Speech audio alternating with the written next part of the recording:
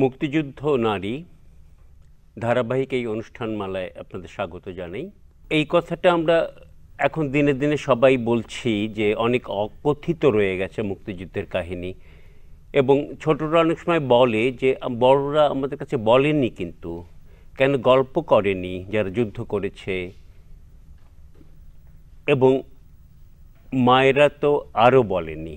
মানে বাঙালি নারীর এইটা হয়তো একটা বৈশিষ্ট্যের মধ্যেই পড়ে যে ওই যে কথা আছে যে বুক ফাটে কিন্তু মুখ ফোটে না। আর মাদের কোথাও নিশ্চয়ই হয়েছে, মানে মারা তো বলতে চাইবে না, এটা তো সন্তানরা জানতে চাইবে এবং সন্তানরা তো দেখেছেও, তো সেই দায়টা কিন্তু আমাদের উপরেও পড়ে মায়ের কাছ থেকে শুনে নেয়া। তো সেইটা আরও বেশি অকথিত হয়েছে। যুদ্ধে মায়েদের কথা, মুক্তিযোদ্ধাদের কথা ইতিহাসে, গল্পে, নাটকে এসেছে, অনেক কাহিনী এসেছে, কিন্তু অনেক বেশি না বলা থেকেছে মায়েদেরই কথা।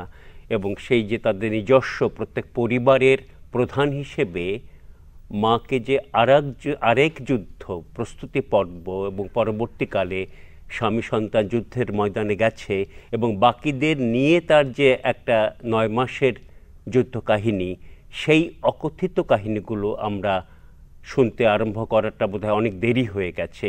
তার ফলে অনেক না জানা রয়ে গেছে, অনেক অসম্পূর্ণ রয়ে গেছে। তো তাই আমরা শুরুতেই চট্টগ্রামের হাটহাজারীর কস্তুরী চৌধুরী ও এক পরিবারের মা প্রধান, তার ঘটনা কি উনি লিখেছেন সেইটা আমরা শুনবো। আমাদের পড়ে শোনাবেন সাইদা জামান রুহি। তারপর আমরা সেই কথা সূত্র ধরে আমরা অনেক কথা আরও শুনবো অতিথিদের কাছ থেকে। 1971 সালে 2 মেয়ে এক ছেলে নিয়ে আমরা চট্টগ্রামের হাটহাজারীতে থাকতাম।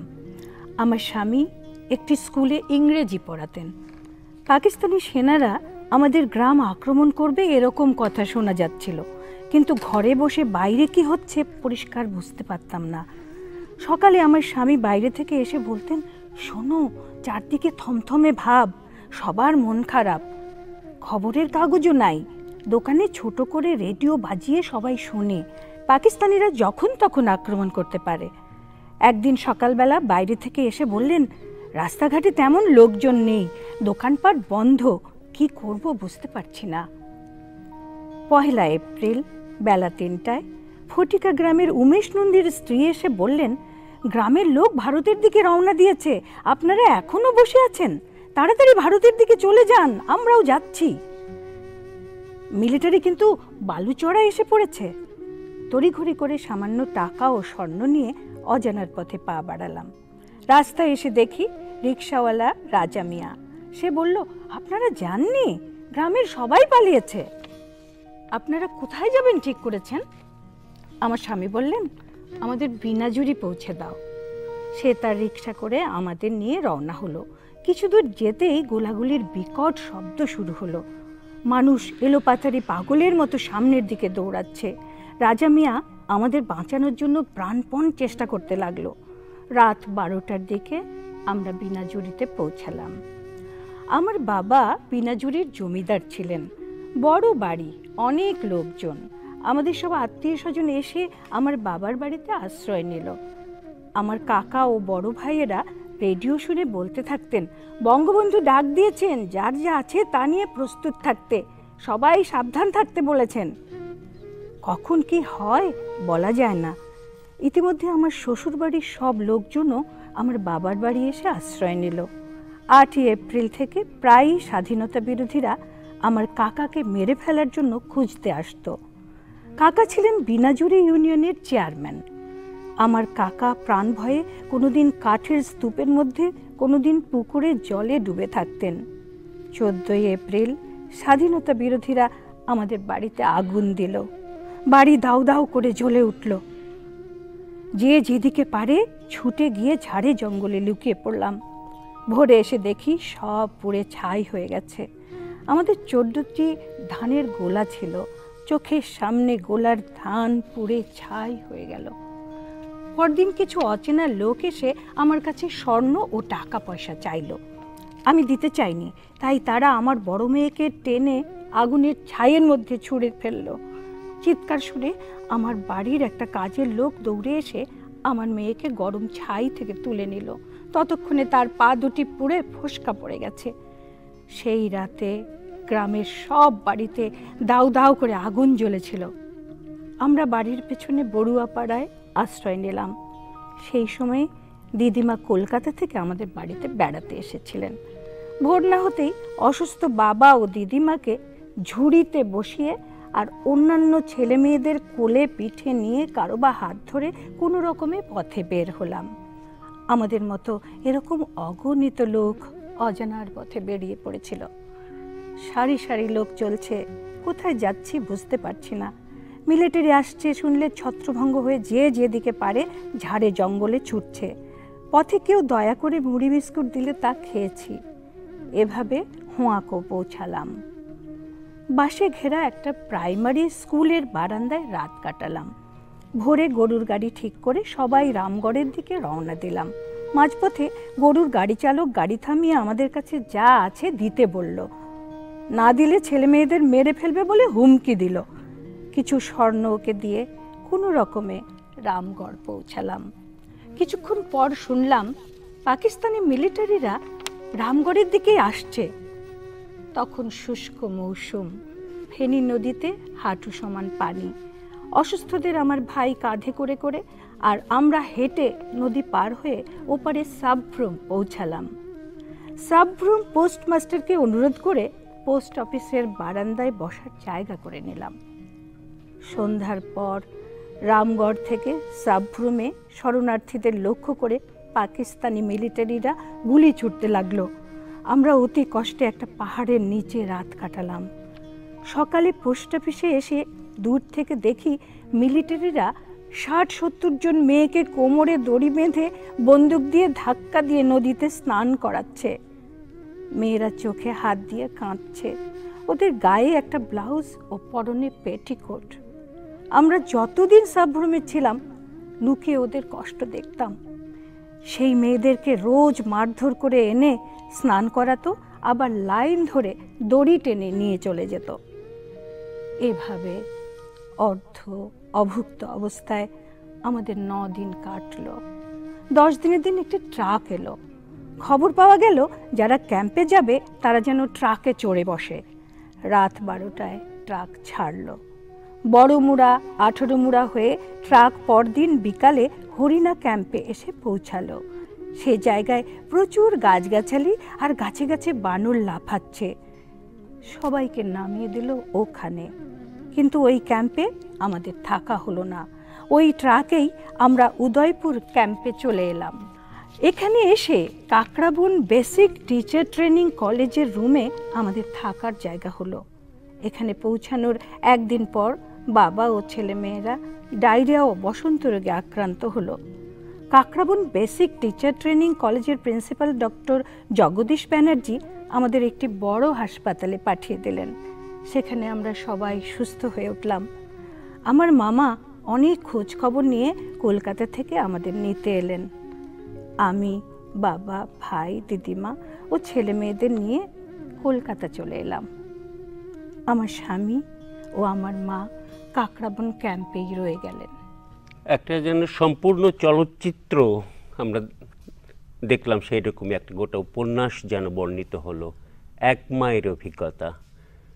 তো এই অভিজ্ঞতাটা সত্যি তো ঘরে ঘরে প্রতি মায়ের যেন একটি করে উপন্যাস এবং চলচ্চিত্র, যেটা আমাদের অনেক অজানা। আমরা আজ বিশেষ অতিথি আমাদের ফারজানা মজিদ, উনি সেক্টর কমান্ডার্স ফোরামের নারী বিষয়ক সম্পাদক এবং জেন্ডার স্পেশালিস্ট ICDDRB, এবং আর এক বড় পরিচয় ওর পিতা ছিলেন শহীদ শাহ আব্দুল মজিদ, পুলিশ সুপার ছিলেন মুক্তিযুদ্ধকালে রাজশাহীতে। তো এই সব মিলে প্রত্যক্ষ অভিজ্ঞতা, পরেকার কাজ, শহীদ কন্যা, তার মা, সব মিলে বোধহয় আমরা অনেক একটা বড় পরিপ্রেক্ষিতে আমরা এই যে কালচার অফ সাইলেন্স নারীদের, মায়েদের, তাই নিয়ে আপনার মত কি, আপনার অভিজ্ঞতা কি বলে?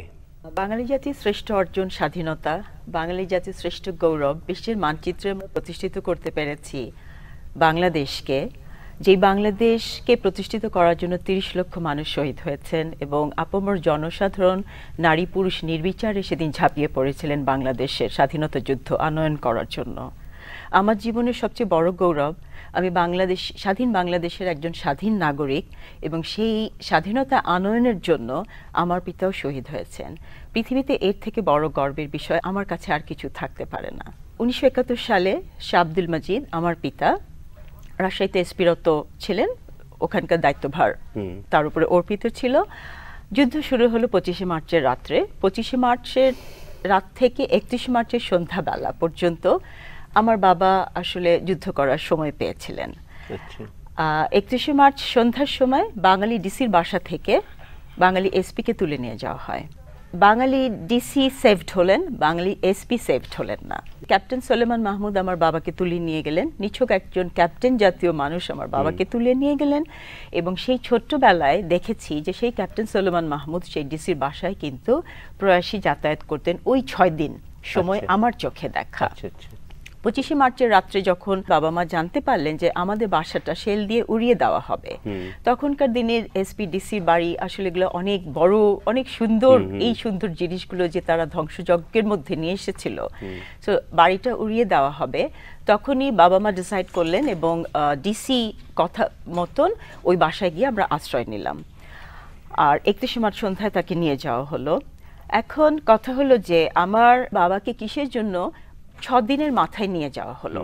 That is also my pride, কারণ আমি মনে করি আমার বাবার সাথে সাথে ২৬শে মার্চ সকালে কিন্তু ডিআইজি মামুন মাহমুদকে নেওয়া হলো।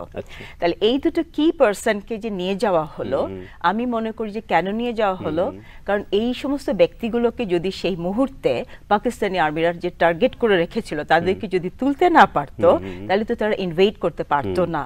কিন্তু তারা অনেক চেষ্টা করে বাংলাদেশকে তারা পায়নি। বাবা আসলে অসম্ভব একজন বীর সৈনিক ছিলেন, অকুতোভয় সৈনিক ছিলেন এবং উনি এত বেশি দেশপ্রেমিক ছিলেন।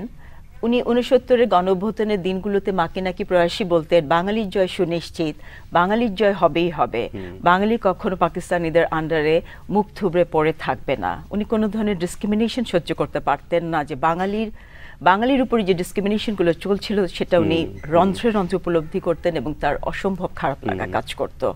আমি ছোট্ট একটা এক্সাম্পল দিতে চাই, একটা ঘটনার কথা, যে উনি তো আসলে বিশ্ববিদ্যালয়ে পড়ালেখা করতেন, ঢাকা বিশ্ববিদ্যালয়ে পলিটিক্যাল সায়েন্স থেকে উনি মাস্টার্স করেছিলেন এবং তারপরে তো উনি ক্যাডার সার্ভিসে ঢুকলেন এবং তারপরে উনি সিএসএস ক্যাডারে উত্তীর্ণ হলেন।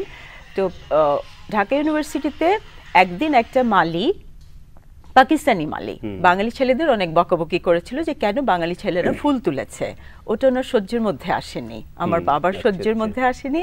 এবং উনি ওই পাকিস্তানি মালির চুলের মুঠা ধরে বলেছিলেন, তুমি যতক্ষণ না বাঙালিদের কাছে মাফ যাবে আমি তোমার চুলের মুঠি ছেড়ে দেব না। এই যে প্যাট্রিয়টিজম, এই প্যাট্রিয়টিজম সেদিন ছিল বিধায় কিন্তু সেদিন আমরা দেশটা স্বাধীন করতে পেরেছিলাম। ৩১শে মার্চ সন্ধ্যার সময় যখন তাকে নিয়ে যাওয়া হলো এবং আমরা জানতে পারলাম যে তাকে নৃশংসভাবে হত্যা করা হয়েছে, হ্যাঁ, এবং আমরা তার ডেড বডিটাও কিন্তু আর পাইনি। আপনারা তখন ওই বাড়িতে ছিলেন? ডিসি বাড়িতে? হ্যাঁ, ডিসি বাড়িতে ৩১ তারিখ পর্যন্ত ছিলাম। আসলে আমরা এত ছোট ছোট ৪ ভাই বোন, অনেক কিছু মনে আছে, অনেক কিছু মনে নেই এবং বেশিরভাগ জিনিসই কিন্তু আসলে মায়ের কাছ থেকে শোনা, পরিবার পরিজন, আত্মীয় স্বজন, বন্ধু বান্ধবের বড় হতে হতে সবকিছু জেনে নেওয়ার জায়গাটা আসলে সেইটা বলুন। তারপরে তো ঢাকায় চলে আসলাম আমরা। ৩০ লক্ষ মানুষ যে শহীদ হয়েছেন, এই ৩০ লক্ষের সাথে কিন্তু নারীর সম্পৃক্ততা ছিল। এই ৩০ লক্ষের স্ত্রী ছিল, নাহলে বোন ছিল, না হলে মা ছিল। তাহলে জাতিটাকে টেনে নিয়ে আসলো কারা? সেই নারীরাই কিন্তু জাতিটাকে টেনে নিয়ে আসলেন। হ্যাঁ, এবং প্রত্যেকটা কিন্তু ফিমেল হেডেড হাউস হোল্ড ছিল। আজকে যে আমরা বড় হতে পেরেছি সেই মাদের জন্যই কিন্তু আজকে আমরা বড় হতে পেরেছি। ৭১-এর পরে থেকে আমাদের নারীদের এবং মানে সম্পৃক্ততা, নারীর সম্পৃক্ততা যুদ্ধের সাথে, সেই ৯ মাসের সম্পৃক্ততা এবং আফটার দ্য ওয়ার, এই যে এত বড় যুদ্ধ আজকে ৪১ বছর তারা করলেন, এটা তো এক একটা মানুষের জীবনে এক একটা উপাখ্যান আসলে আপনি একটু আগে কিন্তু বলেছেন যে ইচ এন্ড এভরি ইন্ডিভিজুয়ালকে যদি আজকে আপনি লিখতে বসেন, আমি ছোট ছিলাম, আমারটাও আপনি একটু উপন্যাস করতে পারবেন, আমার মায়েরটাও পারবেন, আমার 9 মাসের বোনেরটাও কিন্তু পারবেন, বিকজ আমার 9 মাসের বোনটা কিন্তু আমার বাবাটাকে একদিনের জন্য বুঝতে পারেনি, তাই না? সো তার জায়গাটার একটা ভ্যাকিউম, আমার জায়গার ভ্যাকুয়াম, আমার মায়ের করার জায়গাগুলো। সো আমি যেটা বলবো যে যুদ্ধের সাথে কিন্তু অনেক বড় সম্পৃক্ততা, একটা ওয়ার যখন হয় সারা বিশ্বে কিন্তু আমরা দেখেছি যে ওয়ারের ফার্স্ট স্ট্র্যাটেজি হচ্ছে সারা পৃথিবীতেই নারীকে অবদমন করা, নারীকে পর্যদস্ত করা, নারীর মেন্টাল এবং ফিজিক্যাল জায়গা থেকে নারীকে ইনকেপেবল করে দেওয়া। কারণ নারী হচ্ছে কিন্তু চালিকা শক্তি। একটা পাখি যখন আকাশে উড়ে যায় তখন তার যদি ফেদার্স গুলো ঝরে পড়ে পাখিটা কিন্তু উঠতে পারবে না। সো নারী পুরুষ নির্বিচারে দুটো গ্রুপই কিন্তু সমাজের চালিকা শক্তি, রাষ্ট্রযন্ত্রের চালিকা শক্তি। তো সেখানে গিয়ে 50% অফ দ্য টোটাল পপুলেশন কিন্তু মেজরিটি দেখা যায় যে 42-50% পপুলেশনের হচ্ছে নারী। তো তাকে যখন টর্চারের মধ্যে আনা হয় তাহলে সেই কান্ট্রির কিন্তু সাস্টেনেবল ডেভেলপমেন্ট এবং গ্রোথ হবে না। And that's the strategy of a war, যে আপনাকে আগে নারীকে শেষ করতে হবে, একেবারে মনস্তাত্ত্বিকভাবে, মনের ভিতরে, মানসিক মনস্তাত্ত্বিকভাবে শেষ করে ফেলাটাই তো অনেক বড় কিছু, আপনি উঠে দাঁড়াতে পারবেন না। এবং সেই ঘটনাটাই কিন্তু উপর্যুপরিভাবে, নৃশংসভাবে, নিগৃহীতভাবে বাংলাদেশে ঘটেছে।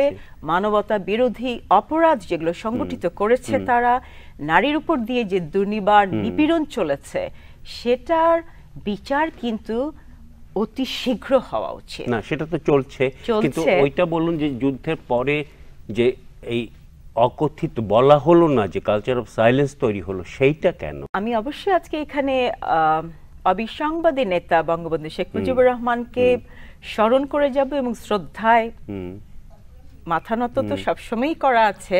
এবং আমার আসলে প্রফেশনালিজমের সাথে সাথে আমার বড় হওয়ার জায়গাগুলো থেকে আমি কিন্তু চিরকাল ইনক্লাইন্ড হয়েছি যাদের মধ্যে আমি উদারতা দেখেছি। বঙ্গবন্ধু শেখ মুজিবুর রহমানের কিন্তু সেই জায়গাটা আজকে আমাকে অনেক বেশি তার প্রতি মোর অ্যান্ড মোর ইনক্লাইন করে এবং ফ্যাসিনেটেড হই আমি তার প্রতি। কেন? উনি কিন্তু জাস্ট তখন নারীদেরকে বুকে তুলে নিয়েছিলেন, নারীদেরকে কিভাবে রিহ্যাবিলিট করতে হবে, এবং তখনই কিন্তু উনি রিহ্যাবিলিটেশন সেন্টার এবং উইমেন্স রিহ্যাবিলিটেশন ফাউন্ডেশন এবং এই যে ওয়ার এফেক্টেড যে মহিলাগুলো আছেন, আমার মায়ের সাথে তো আরো মহিলারা এফেক্টেড হয়েছেন। হ্যাঁ, আমি যার কথা বললাম যে ডিআইজি মামুন মাহমুদের ওয়াইফ, আমার মা, তারপরে শহীদ নিজামুদ্দিন, সবাই কিন্তু ওই একটা জায়গায় উপনীত হলেন এবং চাকরির মধ্যে তারা ইন্টিগ্রেটেড হলেন, এবং সেটা কিন্তু বঙ্গবন্ধু শেখ মুজিবুর রহমানের কন্ট্রিবিউশন ছিল। 75-এর পরে থেকে কিন্তু পলিটিক্যালি আমরা দেখেছি সবকিছু বন্ধ হয়ে গেছে। এবং আজকে আমি জেন্ডার ইস্যু নিয়ে কাজ করছি, আমার প্রফেশনালিজমের একটা জায়গায় তৈরি হয়েছে জেন্ডার ইস্যু, নারীদের এই জায়গা নিয়েই আমার কাজ করা হয়েছে। সামাজিকতার দিক থেকে আমরা কিন্তু আজও অনেক বেশি ওই ব্লকেজের মধ্যে রয়ে গিয়েছি। নারী যাদেরকে বীরাঙ্গনা হিসেবে আখ্যা দেওয়া হয়েছিল তাদেরকে আমরা বীরাঙ্গনা বলে মোর অ্যান্ড মোর নিগৃহীত করেছি। আজও আমি শুনতে পাই নারীর এই জায়গাটাতে বলা হয় যে নারী নাকি ভিকটিম হয়েছিল। সো নারীর এই ভিকটিম, এটা নারী কেন ভিকটিম হবে, এই জায়গাটা হচ্ছে ওইটাই হচ্ছে সামাজিকতা, যে আমরা গ্রো করেছি কিভাবে সোশ্যালাইজেশন প্রসেসে আমরা একটা ব্লকেজের মধ্যে আছি, যে এই যে এত ধরনের টর্চার গুলো চলেছে নারীর উপরে, তাহলে was she at fault? মানে এটা কি তার দোষ ছিল নাকি যে করেছে তার দোষ? তো সামাজিকতার দিক থেকে আমাকে সেটাই বলতে হবে যে এখন পর্যন্ত আমাদের ওই উদারতার জায়গাটাতে আসতে হবে এবং তাদেরকে রাষ্ট্রীয় মর্যাদায় কিন্তু আসলে সম্মানে ভূষিত করতে হবে। এর উপরে কিন্তু আসলে কোনো কথা নেই। এবং আমার কাছে যেটা মনে হয় যে একটা টোটাল পোর্টফোলিও তৈরি করতে হবে। এই নারী মুক্তিযোদ্ধা, প্রান্তিক নারী মুক্তিযোদ্ধা যারা আছেন, এবং বাংলাদেশে এই যে নারীদের উপরে যে ধরনের টর্চার চলেছে, এই বিষয়গুলোকে মোর উইমেন ফোকাস করতে হবে এবং ফিউচার জেনারেশনের কাছে এগুলো কিন্তু ইন্টারনালাইজ করতে হবে। আমাদের অনেক বড় দায়িত্ব রয়ে গেছে। আপনি যেটা বললেন যে অকথিত যে কথাগুলো রয়ে গেছে, এই জিনিসগুলো অনেক বেশি মাত্রায় কিন্তু আমাদেরকে বিভিন্ন জায়গায় জানাতে হবে। তো সেটা তো একটা শুরু হয়েছে একরকম। আমার কাছে মনে হয় বিষয়টা মানে যতটা মানে সিম্পলিফিকেশন করা হচ্ছে বিষয়টা সেরকম না। কেননা আমি ৭১-এ সেনাবাহিনীতে ছিলাম এবং আমি যেটা জিনিস দেখেছি, খুব ঢাকা শহরে আমি আইন শৃঙ্খলা বাহিনীর একটা কর্তৃত্বপূর্ণ জায়গায় ছিলাম। আমার কাছে মনে হয়েছে যে ঢাকা কেন্দ্রিক, শহর কেন্দ্রিক কিছু মহিলা আপনার সুযোগ সুবিধা কিছু পেয়েছে। আচ্ছা, এক, সেটা সংখ্যায় খুব কম। হ্যাঁ, তারা বাড়ি পেয়েছে, তারা চাকরি পেয়েছে, অন্যান্য সুযোগ সুবিধা পেয়েছে।